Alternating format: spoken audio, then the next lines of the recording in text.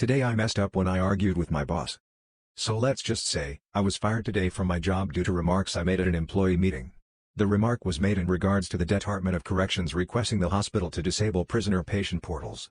I was opposed to that, and I gestured saying they should shove it. I get pulled into the office. A verbal argument ensues in regards to the U.S. justice system. A coworker interjects telling us we're being loud and requests we stop. We pause, and continue. I make a remark towards the end about how cops are pieces of shit and deserve to gestures cut across throat. Crass, I know. My boss says okay, go home. I go to my office space, I clear my things, explain what I'm working on calmly and exit building. The next day I get a voicemail I'm fired and they said once I get my memo and stuff in the mail I can give them a call.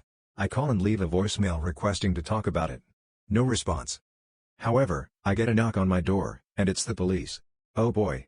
They hand me a letter to sign, a letter of no trespass. I am permanently banned from my hospital. I wasn't physically violent nor did I threaten anyone.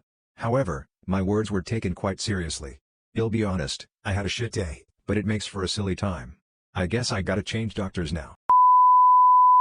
Today I messed up by telling my girlfriend of 5 years that I would get over her instantly if she were murdered in front of me. I don't even know how to start this post because this event was so catastrophic that I cannot fully process it.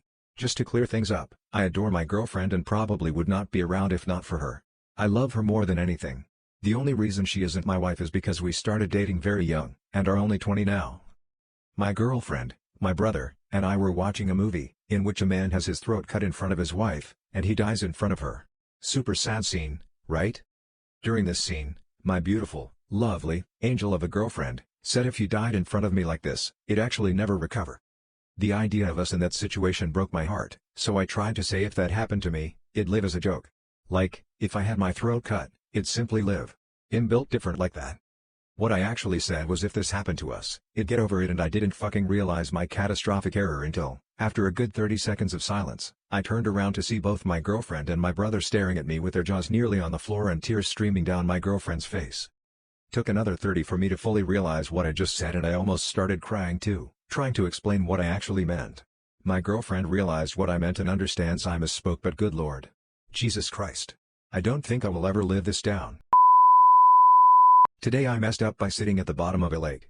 I was on my second dive during my open water scuba training, and the instructor and myself were split up from the rest of the group. This was no problem as he was very experienced in the area. We were down on the lake floor at about 18 meters and I get a tap on the shoulder from the instructor that he is going back up to the surface but for me to stay where I am. I did not think twice about this and continued to float about at the bottom of the lake. A few minutes go by and I am still waiting for him to come back down.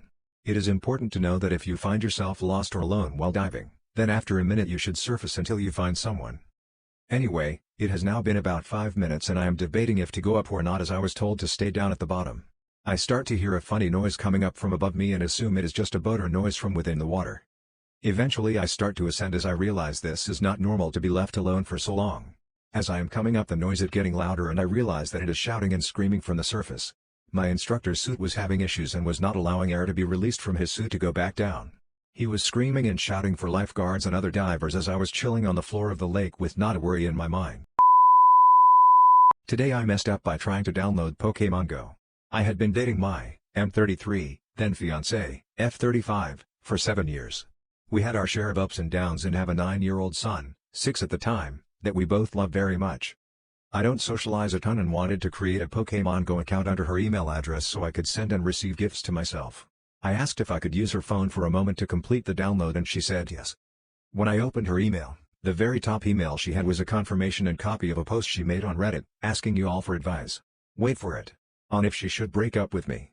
I wasn't snooping, and since it was the very top email, it had a preview of the post displayed where it only took reading the title of her post to see that I had effed up. She was torn between me and someone she had been seeing at work. She posted a long semi-fabricated history of our relationship to make me look bad and help internally justify cheating on me. I am obviously not perfect, but infidelity is something I won't commit and something she wasn't new to.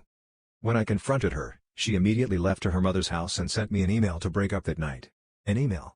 Something I send daily for scheduling appointments at work or sending memes to friends. She hadn't loved me for a long time and ended 7 years and raising a child together through an email. Things got worse and then better as life goes on, and I can honestly laugh about it now. Thanks for listening. Today I messed up by not offering my seat to a heavily pregnant woman.